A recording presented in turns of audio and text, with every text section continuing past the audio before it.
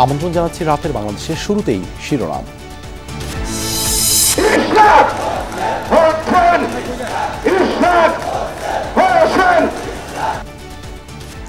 ঢাকা দক্ষিণের মেয়র হিসেবে ইশরাককে শপথ পড়ানোর দাবিতে ব্লকেট কর্মসূচি পালন করল সমর্থকরা। মেয়াদ নিয়ে জটিলতা ও আইনি সমস্যার কথা বললেন উপদেষ্টা। এখানে অনেকগুলো আইনি জটিলতা আছে, সেগুলো আমরা আইন মন্ত্রণালয় থেকে জানতে চেয়েছি যে কি ধরনের আইনি জটিলতা আছে কিংবা আছে কিনা। গণতান্ত্রিক আন্দোলনে বিএনপি নেতাকর্মীদের অবদান তুলে ধরলেন তারেক রহমান। ডিসেম্বরের মধ্যে নির্বাচন দাবি।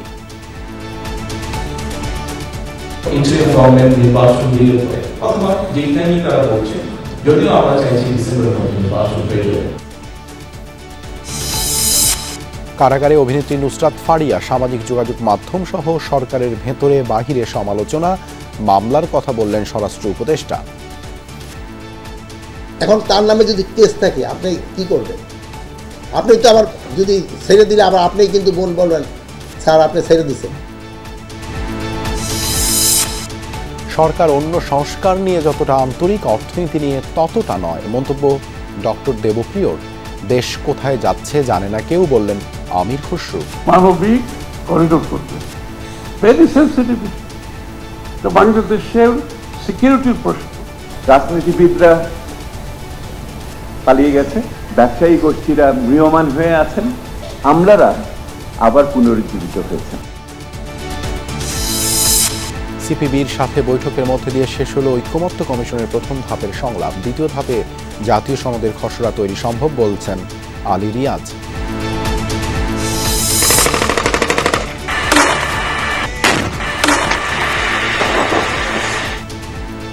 খান ইউনিসে চলছে ইসরায়েলি বাহিনীর তাণ্ডব। পুরো এলাকা খালি করার নির্দেশ তেল আবিবের। আতঙ্কে এলাকা ছাড়ছেন ফিলিস্তিনিরা।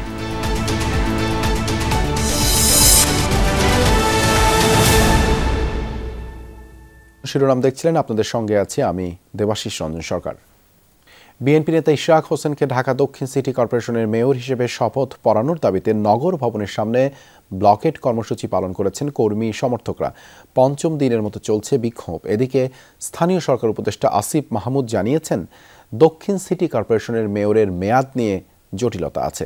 আইনি সমস্যা সমাধান না হওয়া পর্যন্ত কোনো সিদ্ধান্ত নেওয়া যাচ্ছে না। আন্দোলনকারীদের ধৈর্য ধরার আহ্বান জানান তিনি। এই বৃদ্ধ চালকের অপরাধ, তিনি বিএনপি নেতা ইশরাকের কর্মী সমর্থকের কথা না শুনে ব্লকেট কর্মসূচিতে সড়কে গাড়ি বের করেছেন কেন?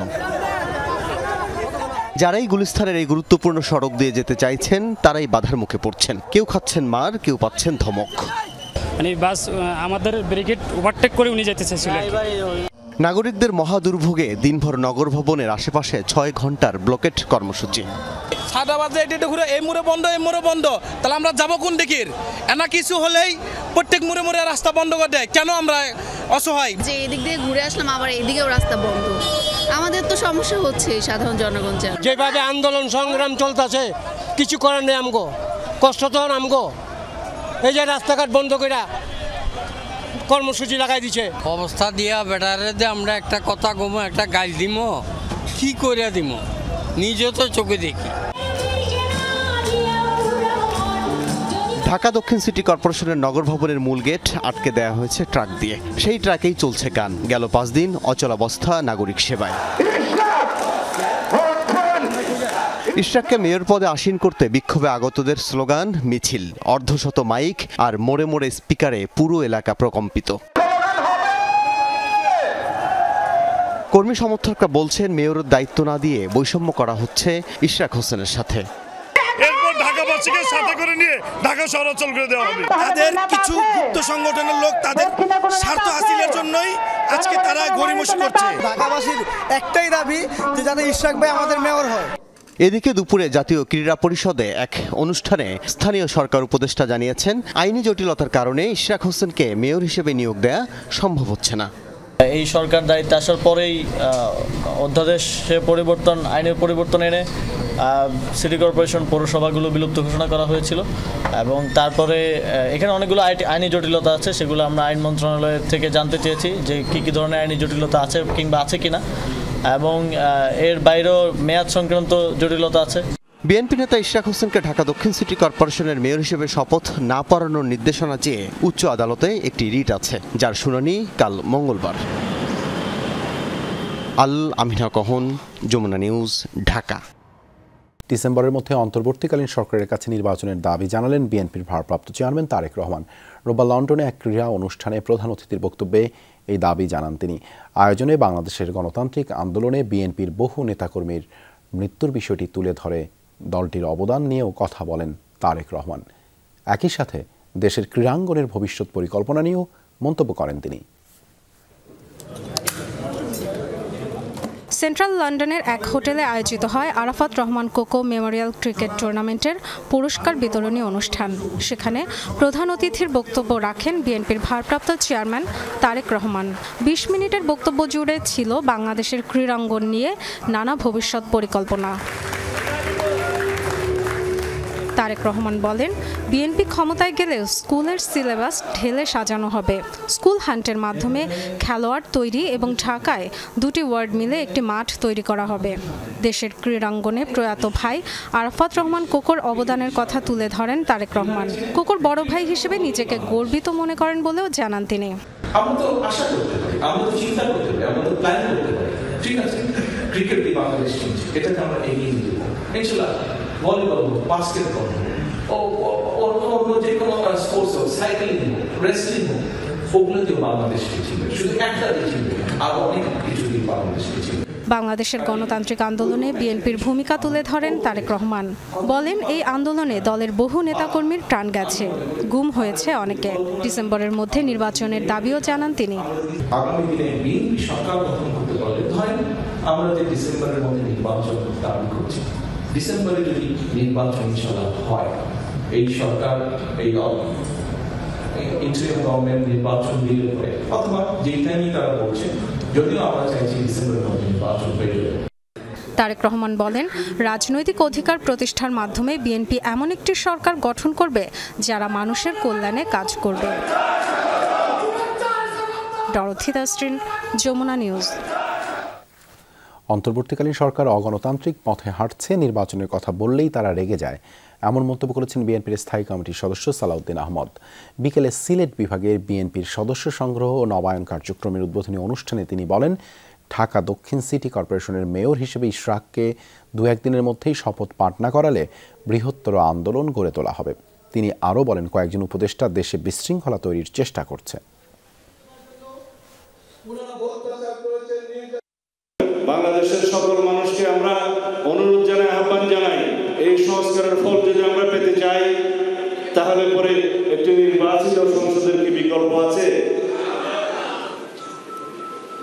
আমরা সেই কথা বললে এই অন্তর্বর্তীকালীন সরকার খুব নারাজ হয়। ঢাকায় চলচ্চিত্রের জনপ্রিয় নায়িকা নুসরাত ফারিয়াকে কারাগারে পাঠিয়েছেন আদালত। জামিনের আংশিক শুনানি শেষে ঢাকা মেট্রোপলিটন ম্যাজিস্ট্রেট সারা ফারজানা হকের আদালত এ আদেশ দেন। জামিনের পূর্ণাঙ্গ শুনানি আগামী বৃহস্পতিবার সকালে রাজধানীর ভাটারা থানায় দায়ের হওয়া জুলাই-আগস্টের একটি হত্যা চেষ্টা মামলায় গ্রেপ্তার দেখে নুসরাতকে সিএমএম আদালতে হাজির করা হয়। সকালে কঠোর নিরাপত্তায় ঢাকার সিএমএম আদালতে হাজির করা হয় ঢাকায় চলচ্চিত্রের জনপ্রিয় নায়িকা নুসরাত ফারিয়াকে। এর আগে তাকে গ্রেপ্তার দেখানো হয় জুলাই-আগস্টের একটি হত্যা চেষ্টা মামলায়। তদন্ত কর্মকর্তা রিমান্ডের আবেদন না করলেও মামলার তদন্ত শেষ না হওয়া পর্যন্ত নুসরাত ফারিয়াকে কারাগারে আটক রাখার আবেদন জানান। অপরদিকে আইনজীবীর মাধ্যমে জামিন চান নায়িকা। আদালতে শুনানি চলাকালে পুরোটা সময় মাথা নিচু করে নিশ্চুপ ছিলেন নুসরাত। এদিন আদালতে জামিনের আংশিক শুনানি হয়। পরে আদালত নুসরাত ফারিয়াকে কারাগারে পাঠানোর আদেশ দেন। সেই সাথে পূর্ণাঙ্গ জামিন শুনানির জন্য আগামী বৃহস্পতিবার দিন ধার্য করেন। রাষ্ট্রপক্ষের আইনজীবী শুনানিতে বলেন, নুসরাত ফারিয়া ফ্যাসিবাদের সহযোগী ছিলেন। তারা ফ্যাসিস্টের সঙ্গে হাত মিলিয়ে ফ্যাসিস্টকে সহযোগিতা করে যেসব জনগণ তাদেরকে ভালোবেসেছিল ওদের বিরুদ্ধে তারা দাঁড়িয়েছে এবং তাদেরকে হত্যা করার জন্য, তাদেরকে ক্রস ফায়ার দেওয়ার জন্য, তাদেরকে রাজনীতি বিচ্ছিন্ন করার জন্য, তাদেরকে পঙ্গু করার জন্য, তাদেরকে বাড়িঘর ছাড়া করার জন্য এবং এক কথায় দেশের মানুষের মৌলিক অধিকার হরণ করার জন্য তারা ফ্যাসিস্টকে সহযোগিতা করেছে। নুসরাতের আইনজীবীদের দাবি মিথ্যা অভিযোগে গ্রেপ্তার করা হয়েছে তাকে। বিদেশে পালিয়ে যাওয়ার কোনো ইচ্ছাই ছিল না নুসরাতের। সরকার পক্ষ বলেছে উনি পালিয়ে যেতে চেয়েছেন। আপনি যদি দেখেন জুলাই থেকে এই পর্যন্ত ৩-৪ বার উনি দেশের বাইরে ট্রিটমেন্টের জন্য, শুটিংয়ের জন্য যে আবার চলে এসেছেন, তার কিন্তু পালানোর কোনো ইন্টেনশন বা মোডাস অপারেন্ডি নেই। আদালতের কার্যক্রম শেষে আলোচিত এই নায়িকাকে কাশিমপুর মহিলা কারাগারে পাঠানো হয়। এর আগে রোববার সকালে থাইল্যান্ড যাওয়ার উদ্দেশ্যে শাহজালাল আন্তর্জাতিক বিমানবন্দরে গেলে ইমিগ্রেশন পুলিশ তাকে আটকে দেয়। পরে তাকে সোপর্দ করা হয় ভাটারা থানায়। এরপর ফারিয়াকে গ্রেপ্তার দেখিয়ে জিজ্ঞাসাবাদের জন্য বিকেলে নেওয়া হয় মিন্টো রোডের গোয়েন্দা পুলিশ কার্যালয়ে। ভাটারা থানার একটি হত্যা চেষ্টা মামলায় 207 নম্বর ব্যক্তি হিসেবে তার নাম রয়েছে। 2015 সালে যৌথ প্রযোজনার সিনেমার মাধ্যমে বাংলা চলচ্চিত্রে অভিষেক হয় নুসরাত ফারিয়ার। এক দশকে 2 বাংলা মিলিয়ে 20টির মতো সিনেমায় কাজ করেছেন এই নায়িকা। 2023 সালে মুক্তিপ্রাপ্ত মুজিব একটি জাতির উপকার চলচ্চিত্রে শেখ হাসিনার চরিত্রে অভিনয় করেন ফারিয়া। অভিনয়ের পাশাপাশি অন্যায়ের বিরুদ্ধেও সোচ্চার ছিলেন। জুলাই আন্দোলনে ছাত্রদের পক্ষে অবস্থান নিয়ে বেশ কিছু স্ট্যাটাসও দেন ফেসবুকে। আশিক মাহমুদ, যমুনা নিউজ, ঢাকা। জুলাই আগস্টের আন্দোলন দমাতে যাদের নির্দেশে গণহত্যা হয়েছে তাদের অনেকেই বিদেশে পালিয়ে গেছেন নির্বিঘ্নে। কিন্তু মামলায় ঢালাও আসামি করার কারণে অনেকে গ্রেপ্তার হচ্ছেন, যাদের সঙ্গে পতিত আওয়ামী লীগের সাথে তেমন কোনো সম্পর্কই ছিল না। সবশেষ চিত্রনায়িকা নুসরাত ফারিয়াকে গ্রেপ্তারের পর বিষয়টি আবারও সামনে এসেছে। সমালোচনা হচ্ছে সবখানে, খোদ সরকারের উপদেষ্টাদের মধ্যেও এমন ঘটনায় দ্বিমত দেখা যাচ্ছে। নিরীহ কাউকে গ্রেপ্তার করা হবে না, সরকারের এমন বক্তব্য কাজে আসছে না। অনেকবার বলছি কেউ যেন ভোগান্তির শিকার না হয়, এই জন্য আমরা অবশ্যই ব্যবস্থা নিব। আমরা বলছি শুধু দুষ্কৃতকারী যেন আইনের আওতায় আসে এবং শাস্তি ভোগ করে, কোনো একটা নিরীহ লোক যেন কোনো অবস্থায় শাস্তি ভোগ যেন না করে, এই ব্যবস্থা আমরা অবশ্যই নেব। তদন্ত ছাড়া নিরীহ কাউকে মামলা বা গ্রেপ্তার করে হয়রানি করা হবে না। অন্তর্বর্তী সরকারের বিভিন্ন মহল থেকে এমন বক্তব্য এসেছে বারবার। পুলিশ প্রধানও এমন আশ্বাস দিয়েছিলেন। বাস্তবে এই আশ্বাসের প্রতিফলন কতটুকু তা নিয়ে প্রশ্ন উঠেছে। পুলিশের সকল পর্যায়ের কর্মকর্তারা এই নির্দেশ পেয়েছেন যে নিরীহ লোককে যেন গ্রেপ্তার করা না হয়। সর্বশেষ নায়িকা নুসরাত ফারিয়াকে গ্রেপ্তারের পর বিষয়টি আবারও সামনে এসেছে। রোববার থাইল্যান্ডে যাবার সময় বিমানবন্দরে তাকে আটকে দেয় ইমিগ্রেশন পুলিশ। সোপর্দ করা হয় ভাটারা থানায়। পরে জুলাই গণ অভ্যুত্থানের একটি হত্যা চেষ্টা মামলায় ফারিয়াকে গ্রেপ্তার দেখিয়ে নেওয়া হয় ডিবি কার্যালয়ে। এই ঘটনায় ছবি জঙ্গন সহ সবখানে সমালোচনা শুরু হয়েছে। অনেকেই সামাজিক যোগাযোগ মাধ্যমে লিখছেন, জুলাই আন্দোলনের সময় বিদেশে থেকে ছাত্র জনতার পক্ষে অবস্থান নিয়ে একাধিক স্ট্যাটাস দিয়েছিলেন নুসরাত, তারপরেও কেন ঢালাও গ্রেপ্তার? সংস্কৃতি উপদেষ্টা মোস্তফা সরোয়ার ফারুকী নুসরাত ফারিয়ার গ্রেপ্তারে বিব্রত হয়েছেন বলে ফেসবুকে স্ট্যাটাস দিয়েছেন। আইনজীবীরা বলছেন, তদন্ত ছাড়া এভাবে গ্রেপ্তার করলে মূল অপরাধীরাই পার পেয়ে যাবে।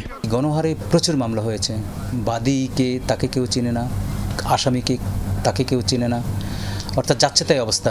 তখন আমরা কথা বলার পরে আদেশ আসলো যে তদন্ত ছাড়া কাউকে গ্রেপ্তার হবে না। ভালো একটা আদেশ এসছে অবশ্যই, কারণ আপনি অপরাধী ছাড়া নিরপরাধী কেউ যদি এই ঘেরাকলে পড়ে যদি ক্ষতিগ্রস্ত হয়, এটি রুল অফ লয়ের ব্যত্যয়। তো সুতরাং সেই প্রেক্ষিতেই কাজও হয়েছে। এখন নুসরাত ফারিয়ার গ্রেপ্তারের পরে এই প্রশ্নটা আমার মনেও এসছে যে তাহলে কি সরকার সরে এসছে কিনা, সেটি সরকারকে ব্যাখ্যা করতে হবে। অভিনেত্রী নুসরাত ফারিয়ার গ্রেপ্তারের বিষয়ে সচিবালয়ে স্বরাষ্ট্র উপদেষ্টা জানিয়েছেন, তার বিরুদ্ধে সুনির্দিষ্ট মামলা থাকায় গ্রেপ্তার করা হয়েছে। ফারিয়াকে নিয়ে সংস্কৃতি উপদেষ্টার বক্তব্য তার ব্যক্তিগত বলেও মন্তব্য করেন স্বরাষ্ট্র উপদেষ্টা। এখন তার নামে যদি কেস থাকে আপনি কি করবেন? আপনি তো আবার যদি ছেড়ে দিলে আবার আপনি কিন্তু বলবেন স্যার আপনি ছেড়ে দিচ্ছেন। জুলাই আগস্টে ছাত্র জনতার আন্দোলনের সময় হত্যা ও হত্যা চেষ্টার প্রকৃত অপরাধীদের কাঠগড়ায় দাঁড় করানোর কথাই বলছেন সবাই।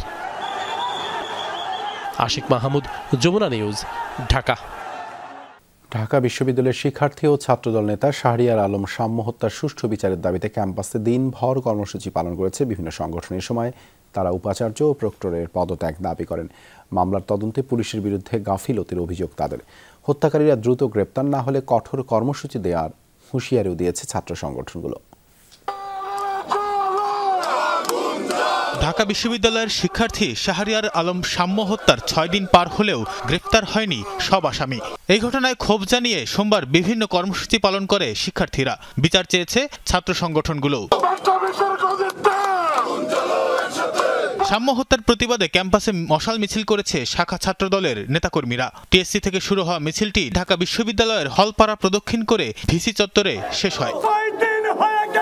পরে এক সংক্ষিপ্ত সমাবেশে ছাত্রদল নেতারা সাম্য হত্যার বিচার দাবি করেন। এ সময় উপাচার্যের ভূমিকা নিয়েও প্রশ্ন তোলেন বক্তারা। সাম্য হত্যাকাণ্ডের পরবর্তী সময়ে যারা সাম্যের হত্যাকাণ্ডকে ভিন্ন খাতে প্রবাহিত করার জন্য ভিন্ন ন্যারেটিভ দাঁড় করিয়েছে তাদেরও আইনের আওতায় আনার জন্য দাবি জানাচ্ছি। এর আগে সাম্য হত্যার বিচার ও ভিসি প্রক্টরের পদত্যাগ সহ কয়েক দফা দাবিতে গ্রন্থাগার প্রাঙ্গণে সংবাদ সম্মেলন করে সন্ত্রাস বিরোধী শিক্ষার্থীরা। তারা এই খুনের সুষ্ঠু বিচার নিশ্চিতে পৃথক কমিটির দাবি জানায়। মামলার তদন্তে পুলিশের বিরুদ্ধে গাফিলতির অভিযোগ তাদের। এটি শুধু একজন ছাত্র নেতাকে ছুরিকাঘাতের ঘটনা নয়, এটি গোটা দেশের আইন শৃঙ্খলা পরিস্থিতি ভয়াবহ অবনতি ও নিরাপত্তাহীনতার নগ্ন প্রকাশ। এই প্রশাসন বহাল তবিয়তে থাকলে সাম্য হত্যাকাণ্ডের বিষয়টি জনমন থেকে ঝাপসা হয়ে গেলে এই বিষয়ে প্রশাসন একইভাবে দায় এড়ানোর ভূমিকা গ্রহণ করবে। ভ্রাম্যমাণ মানুষদের অত্র এলাকা থেকে সরিয়ে পুনর্বাসনের জন্য সমাজ কল্যাণ অধিদপ্তর সহ যথাযথ সংশ্লিষ্ট কর্তৃপক্ষকে চাপ প্রয়োগ করতে হবে।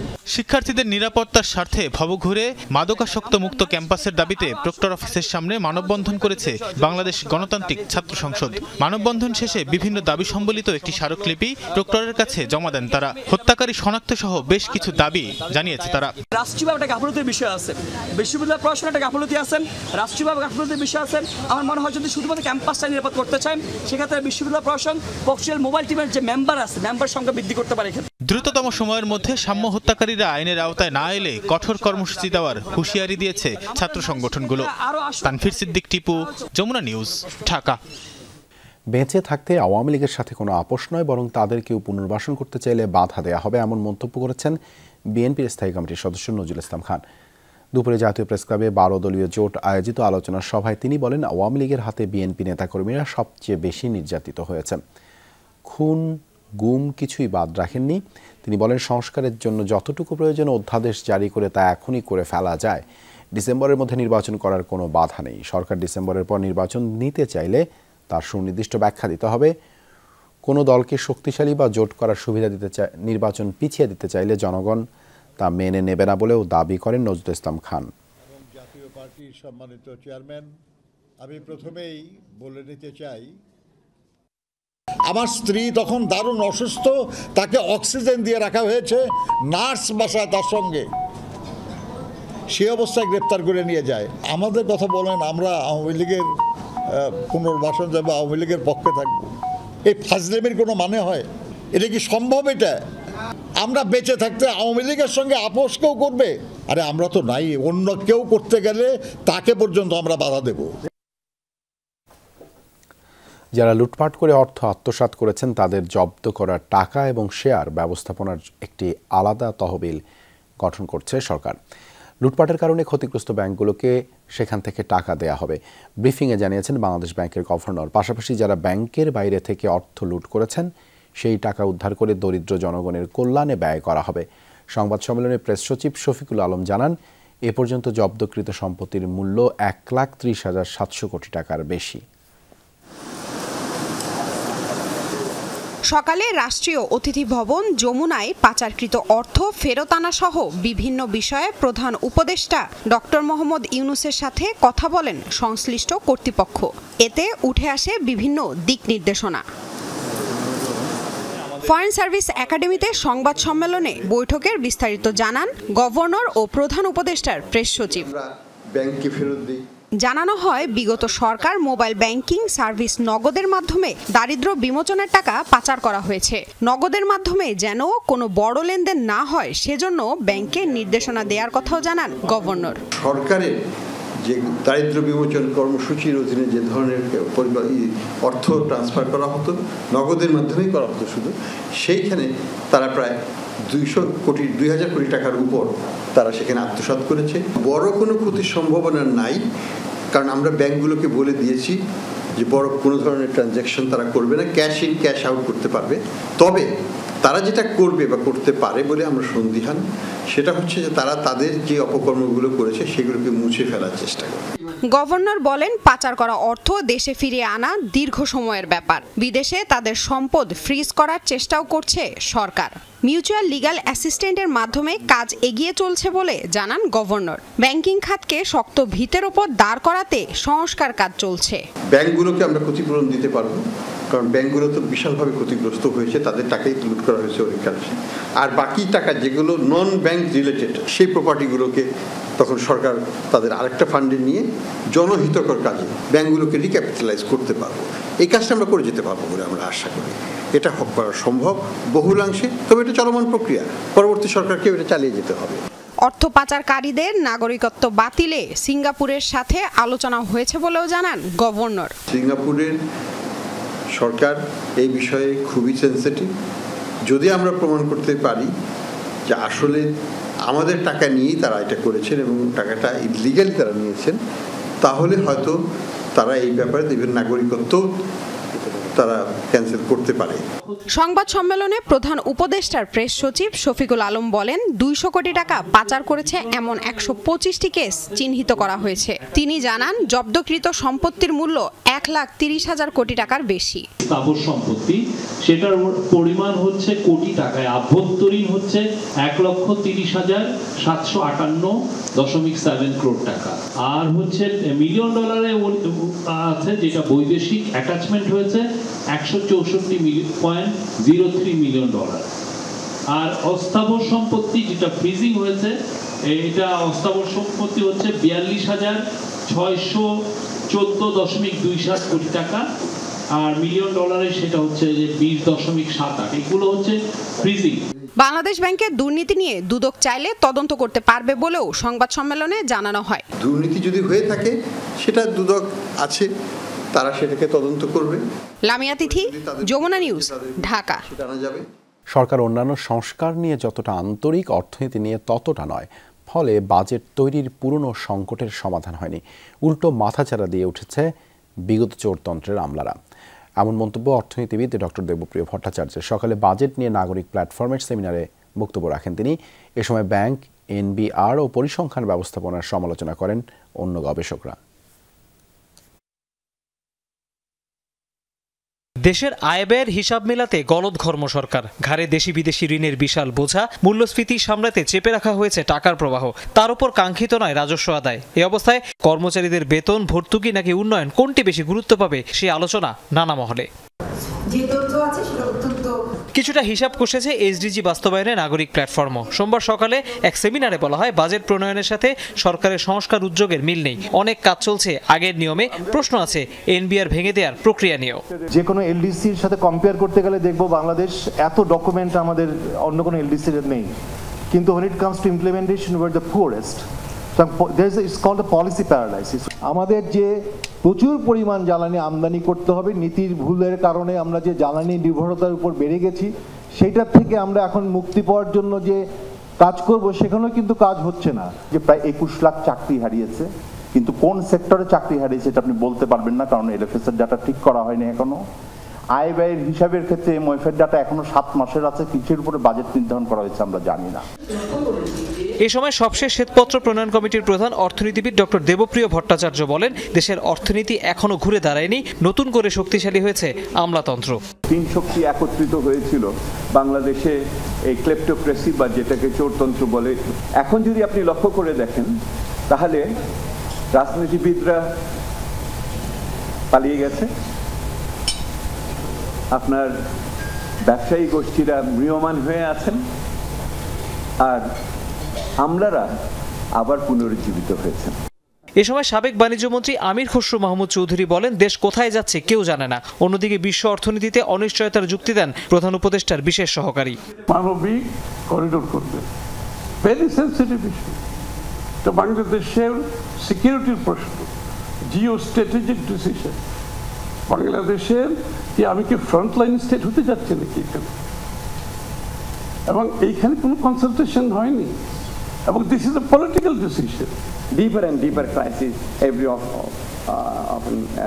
অর্থনীতির বিশৃঙ্খলা এশিয়ার দেশগুলোর জন্য অনেক বড় সমস্যা, আমাদের জন্য এটা বড় মাথা ব্যথা। তাই বলবো, অনেক অনিশ্চয়তার মাঝে আমাদের কাজ করতে হচ্ছে। সামনের পরিকল্পনা তৈরির আগে বিশ্ব ব্যবস্থার দিকেও খেয়াল রাখতে হবে। 2025-26 অর্থ বছরের বাজেট উপস্থাপন হবে 2 জুন।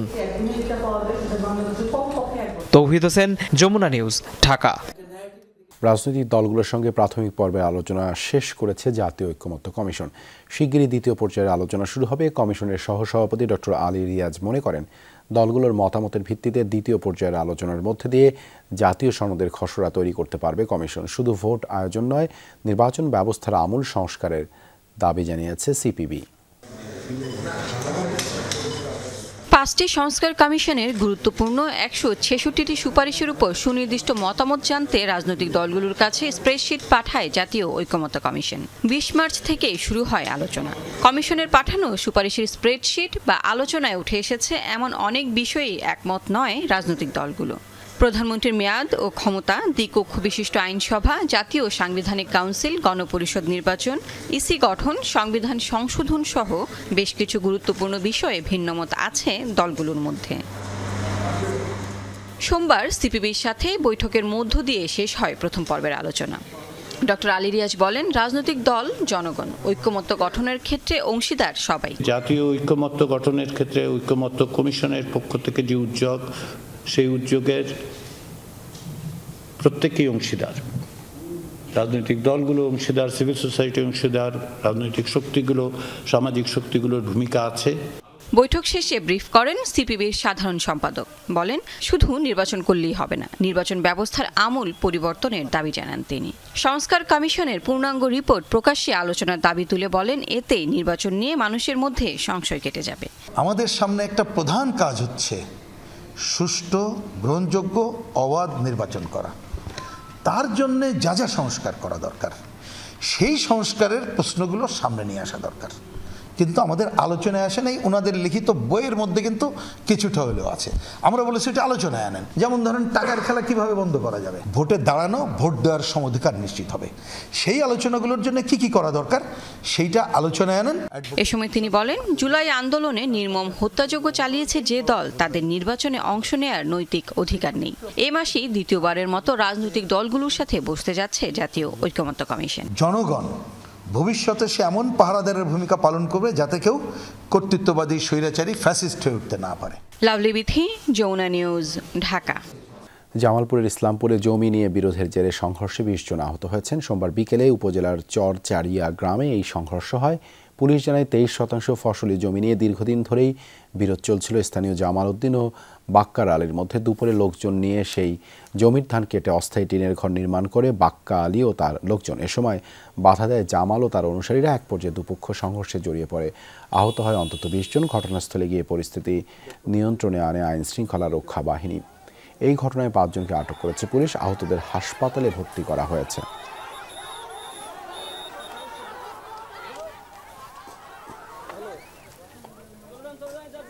বকেয়া বেতন ভাতার দাবিতে চট্টগ্রামে ইপিজেড মোড় সড়কে বিক্ষোভ করেছেন কারখানার শ্রমিকরা। সোমবার বিকেল থেকেই সড়কে অবস্থান নেয় মডিস্ট লিমিটেডের কারখানার শ্রমিকরা। এই সময় বন্ধ হয়ে যায় দুপাশের যান চলাচল। দীর্ঘ 4-5 কিলোমিটার সড়ক জুড়ে দেখা দেয় যানজট। শ্রমিকরা বলেন, কারখানা কর্তৃপক্ষ গত 3 মাসের বেতন এখনও বকেয়া রেখেছে। কয়েকবার পরিশোধ করার আশ্বাস দিলেও তা পূরণ করেনি। তাই বাধ্য হয়েই বিক্ষোভ কর্মসূচিতে নেমেছেন শ্রমিকরা। বকেয়া বেতন পরিশোধ না করা পর্যন্ত অবস্থান কর্মসূচি চলমান রাখার কথাও বলেন তারা। গ্যাস ক্ষেত্রগুলোর দিকে নজর দিলে দেশে গ্যাসের অভাব হতো না। এগুলো অবহেলা করে এলএনজি আমদানি করা হয়েছে, এমনটাই বললেন পরিকল্পনা উপদেষ্টা ওয়াহিদ উদ্দিন মাহমুদ। সোমবার বিকেলে বরিশাল সার্কিট হাউস মিলনায়তনে এক মত বিনিময় সভায় অংশ নিয়ে তিনি বলেন, অন্তর্বর্তীকালীন সরকার বড় কোনো পদক্ষেপ হাতে নেবে না। গ্যাস ক্ষেত্রগুলোতে অনুসন্ধান এবং গ্যাস উত্তোলনেও পদক্ষেপ নেওয়া হয়েছে। সভায় বিভিন্ন সামাজিক, সাংস্কৃতিক, সুশীল সমাজ ও বেসরকারি উন্নয়ন সংস্থার প্রতিনিধিরা উপস্থিত ছিলেন। পরবর্তী নির্বাচিত সরকার আসলেই বড় প্রকল্পে হাত দেবে। অনেক বড় প্রকল্প হয়ে গেছে, যেগুলো মাঝামাঝি আছে, এগুলো নিয়ে কি করা যায়, শেষ করা যায়, কি করা যায়, সেটাই আমাদের একটা সমস্যা। কারণ অনেকগুলোই অপরিকল্পিত বড় প্রকল্প। যে কোনো মুহূর্তে খান ইউনুস দখলে নিতে পারে ইসরায়েল। সোমবার গাজার শহরটি থেকে সব বাসিন্দাদের সরে যাওয়ার নির্দেশ দেয় তেল আবিব। এরপরই খান ইউনুস জুড়ে শুরু করে স্থল অভিযান। এর পাশাপাশি চলছে বিমান হামলাও। এ পরিস্থিতিতে নিরাপদ আশ্রয়ের খোঁজে ছুটছেন শহরটির হাজার হাজার মানুষ। নিরস্ত্র ফিলিস্তিনিদের লক্ষ্য করে চলছে ইসরায়েলি কামান থেকে মুহুর্মুহু হামলা। প্রতিটি সরকারি স্থাপনায় চলছে স্থলবাহিনীর তল্লাশি এবং গুলি। এসব দৃশ্য খান ইউনিসের অবরুদ্ধ গাজা উপত্যকা শহরটিতে সোমবার অভিযান জোরদার করে ইসরায়েলি বাহিনী। চলছে ত্রিমুখী হামলা। এর আগে শহরটি খালি করতে বাসিন্দাদের নির্দেশ দেয় ইসরায়েল। ধারণা করা হচ্ছে যে কোনো মুহূর্তে শহরটির নিয়ন্ত্রণ নিতে পারে ইসরায়েলি সামরিক বাহিনী। একদিকে নির্দেশনা, অন্যদিকে হামলার পরিধি বৃদ্ধিতে ভয়ে আতঙ্কে পথে পথে ছুটছেন খান ইউনিসের বাসিন্দারা। ইসরায়েলিরা এসেই এই বাড়িতে গুলি করতে থাকে। তাদের গুলিতে একজন মারা যায় আর তার ছেলেকে আটক করে নিয়ে যায়। এদিকে খান ইউনিস সহ গাজায় চলমান তাণ্ডবের তীব্র প্রতিক্রিয়া জানিয়েছে ব্রিটেন সহ ইউরোপের বিভিন্ন দেশ। গাজায় যা চলছে তা কোনোভাবেই গ্রহণযোগ্য নয়। তাই আমাদের ঐক্যবদ্ধ হয়ে সমন্বিতভাবে কাজ করতে হবে, কারণ এটা কোনোভাবেই চলতে দেয়া যায় না। এর আগে অপারেশন গিডিয়ন্স চ্যারিয়টের নামে গাজার হাসপাতালগুলোকে টার্গেট করে ইসরায়েলের সামরিক বাহিনী। মীর মুশফিকা হাসান, যমুনা নিউজ। যুক্তরাজ্যে 3 ইরানি নাগরিকের বিরুদ্ধে গুপ্তচর বৃত্তির অভিযোগ আনা হয়েছে। এর প্রেক্ষিতে একে অপরের কূটনীতিকদের তলব করেছে ইরান ও যুক্তরাজ্য। বিবিসির তথ্য মতে অভিযুক্ত ব্যক্তিরা 2024 সালের আগস্ট থেকে 2025 সালের ফেব্রুয়ারি পর্যন্ত আশ্রয় প্রার্থী হিসেবে বসবাস করছিলেন ব্রিটেনে। দেশটির মেট্রোপলিটন পুলিশ জানায় এই সময়টিতে অভিযুক্তরা গুপ্তচর বৃত্তির কাজে যুক্ত ছিলেন। এ ঘটনায় ব্রিটিশ পররাষ্ট্র মন্ত্রণালয় লন্ডনে নিযুক্ত ইরানি রাষ্ট্রদূতকে তলব করে। এর পাল্টা পদক্ষেপ হিসেবে তেহরানেও ব্রিটিশ কূটনীতিককে ডাকা হয়। ইরানের দাবি, রাজনৈতিক উদ্দেশ্য প্রণোদিত হয়ে 3 ইরানিকে গ্রেপ্তার করে লন্ডন। ক্রিকেটারদের নিরাপত্তার কথা ভেবে পাকিস্তান দূতাবাসের সঙ্গে কথা বলেছে বাংলাদেশ সরকার। কোনোভাবেই সীমান্তবর্তী কোনো স্টেডিয়ামে পাকিস্তান সিরিজের কোনো ম্যাচ আয়োজন করা যাবে না। সোমবার গণমাধ্যম কর্মীদের এই তথ্য জানিয়েছেন ক্রীড়া উপদেষ্টা। এছাড়া জাতীয় স্টেডিয়ামে বাংলাদেশ সিঙ্গাপুর ফুটবল ম্যাচ আয়োজন নিয়েও উচ্ছ্বসিত তিনি। ভারত পাকিস্তান যুদ্ধের প্রভাবে বাংলাদেশের পাকিস্তান সফরের দিনক্ষণ বদলেছে। অবশ্য ভেন্যু এখনো চূড়ান্ত হয়নি।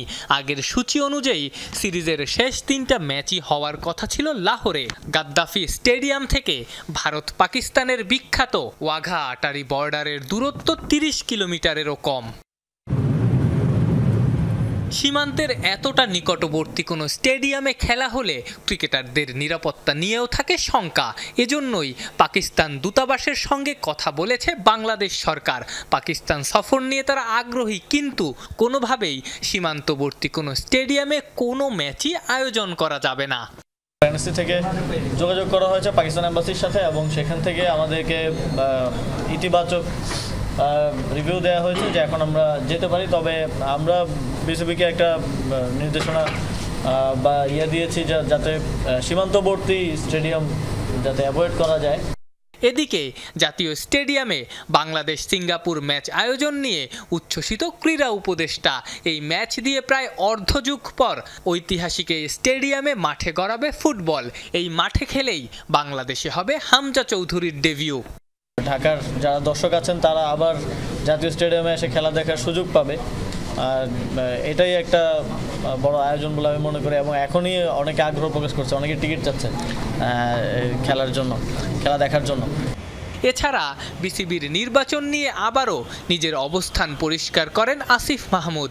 সংস্কারের আগে কোনো নির্বাচন নয়, সাফ জানিয়ে দিলেন ক্রীড়া উপদেষ্টা। অবশ্যই আমরা কনস্টিটিউশনাল রিফর্মটাকেই গুরুত্ব দিব এবং তারপরে ইলেকশনের দিকে যাব এবং যেহেতু আমাদেরকে হাতে সময়ও আছে আপনারা জানেন। আফনান পিয়াল, যমুনা স্পোর্টস, ঢাকা। এই ছিল রাতের বাংলাদেশ। এতক্ষণ আমাদের সাথে থাকার জন্য ধন্যবাদ সবাইকে।